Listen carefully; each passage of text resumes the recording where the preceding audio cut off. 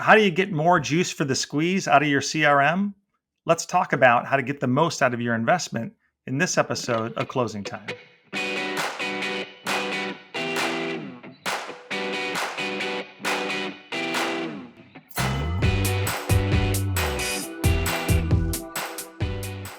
Hi, everyone. I'm Chip House, CMO here at Insightly, and I'm joined today by Sam McKenna, CEO of Sam Sales Consulting, an award-winning sales leader, speaker, and brand ambassador for LinkedIn. Welcome to the show, Sam. Thanks, Chip. Thanks for having me.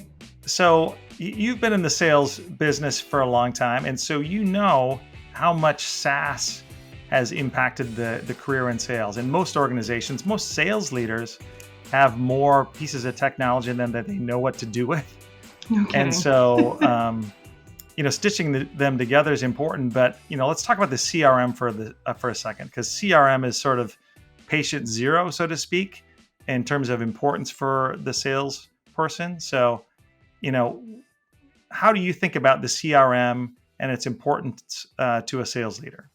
I think as sales leaders and even as sales reps, sometimes when we hear it's the three-letter word for us, right? CRM, and we're like, because we think about all the tasks and the manual updates and things like that we have to do.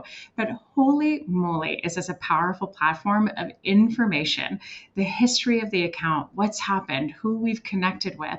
There is so much to unpack in that record if we just take the time to understand our book of business, the history in there, and actually dig into the CRM. I bet you'll find some things to be really successful in your outreach campaigns versus just kind of starting from scratch. Sam, it doesn't surprise me that you'd find a lot to love in a CRM. You are well known for the acronym SMYKM. So tell me more about what that means and how you would use a CRM to do that. I sometimes try to trick the teams I'm training and ask them what that acronym is, even though it's right behind me in a frame. It's that important to us, right? We really just tilt your head to the side, yeah. There you go. Right, it's right there for you. But show me, you know me, I think bleeds through every part of our sales process. And it bleeds through everything that we do as leaders as well with our teams. Do we even know our teams? But let's think about what show me, you know me means in terms, first, for starters, what does it even mean? It means showing our buyers, our prospects, that we know about them. We know about them as humans. We've done a little bit of research on LinkedIn. We know about their account. We've dug into our CRM. And we also know their history with us. Have they been a client before? Has the account been a client before? Has the person been an account before?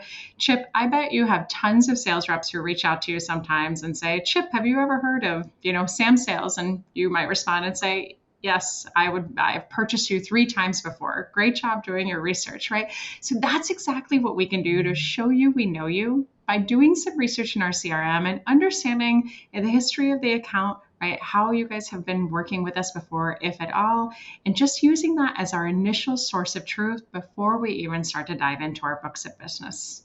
So salespeople don't have the best reputation when it comes to updating a CRM. So if you're a sales leader and you're asking your team to just update these pieces of information, do you have like a top set of information that you think are most critical? Yeah, I think one of the things that I want to know, especially as a sales leader, if you are a sales rep and you're trying to establish a better relationship with your sales leader, one of the top things you can do is just make sure all of your opportunities are always up to date, contact record, next step, closing date, amount.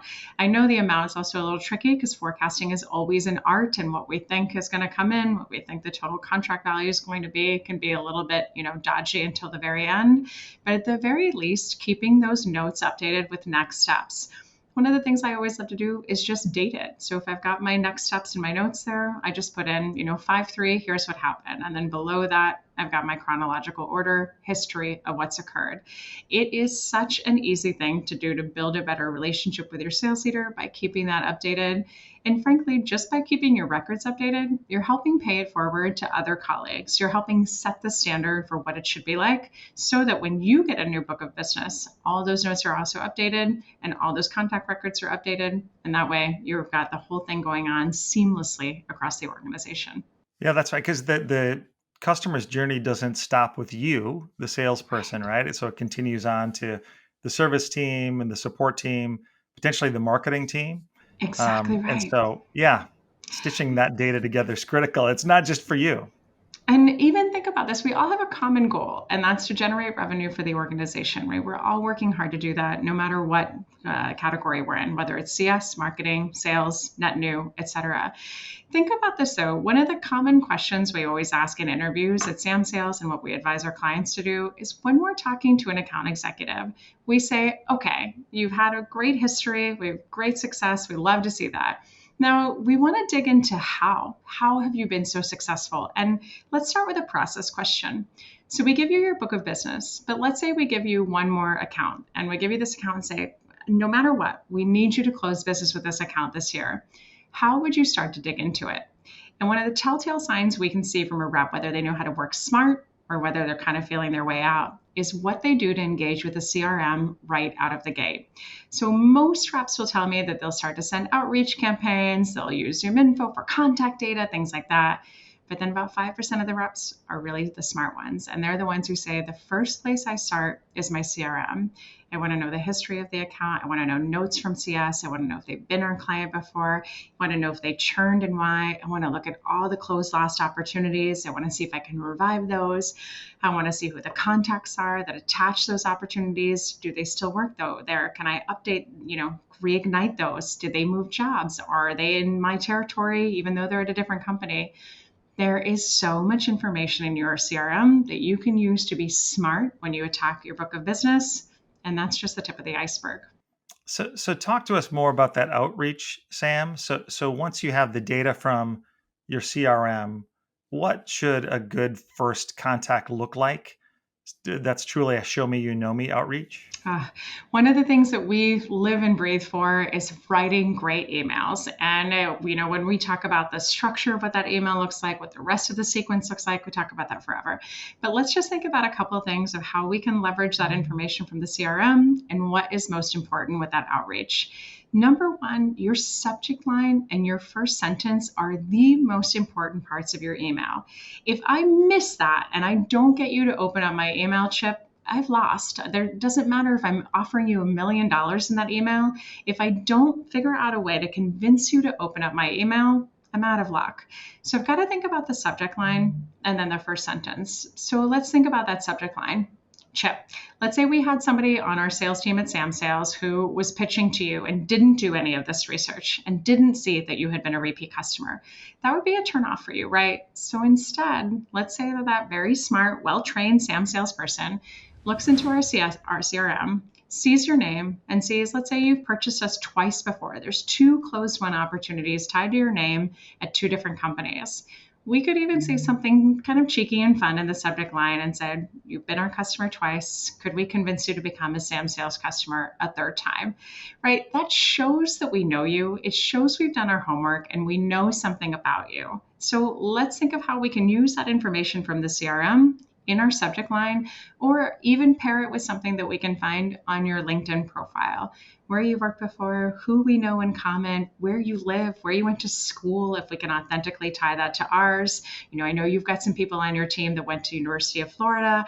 I went to the competing school, so I might be fun and cheeky with that and, have some fun in the subject line there. There's so much that you can do in that first sentence, leveraging those 2 pieces of information in that subject line to get that email to be opened. Great tips there, Sam. So you've been doing this pre-pandemic, obviously, and sort of post when most people are working from home or are in some sort of hybrid environment. What's changed? And how do I optimize this in an environment where most of my buyers are at home? Yeah, what I think is actually interesting is I don't think it's so much the outreach that's been changed by the pandemic. It's really been changed by scalable technology. So you think back to the early days of SalesLoft and outreach, right, when they became sales engagement tools. And at first, it was so easy to get results because now we could customize, we could personalize at scale. We never want to do that now, but we could personalize at scale and send 1,000 emails, make it look like we custom wrote for that person and get a bunch of replies. But what's really changed now, right? Sales technology makes our buyers change every year, it seems. What's really changed is we have to work harder for our discerning buyers. In this digital first world, right? We've got to think about how we can leverage the information we can find and how we can connect with that buyer. And I even think for someone like you, Chip, as the CMO of Insightly, as somebody who has been in this space for some time, you probably get so many cold emails and you're probably just like, oh, to all of them, right? So what do we do to be different and to stand out to you? That's what sales is really about. Thinking about how to be different. So I would think again in your sea of, canned emails, salesy subject lines, what can I do to stand out and maybe say something fun or show you that I know you in that subject line to get you to be like, huh, this one's different. And that's what really changes. We have to make an effort where we didn't have to make as big of a one before. Yeah, I mean, the information is all out there for sales reps to find, right? And so show me you know me means doing a bit of work on your end as a salesperson, but it feels different, right? When I get Yeah. a piece of email that recognizes the last thing I wrote or commented on, I mean, it just feels different. You couldn't be more right. And I think, the biggest objection we get around Show Me You Know Me is number one, oh, it sounds like a lot of work. And we're like, oh my goodness, think of quality over quantity. And think even if you send out 20 emails and get a response to 3 or 4 and get one meeting, that's not a lot of effort for one meeting. But the other thing is, let's think about scalability. So if we are Insightly and we're trying to sell to General Electric, let's say, there's going to be, it's going to be tough to do Show Me You Know Me on every executive at every line of business at GE. But just start to think about what you know about their space, their company, their industry. Quickly Google what's going on, right, with their organization. What is it that you can leverage that was in a recent, CFO article or CEO podcast, or what's their mantra or their theme for the year? You can scale this really quickly. We were just working with a client who was trying to get in front of a bank in the UK, and the reps were up in arms. There's nothing we can find on these people. How do we show me you know me? And I said, well, let's Google them. So we Googled the bank. We found that they had recently announced that they had doubled in valuation, and by 2025, they were trying to double their revenue again. And so the product that company sells directly impacts how much revenue that company can acquire.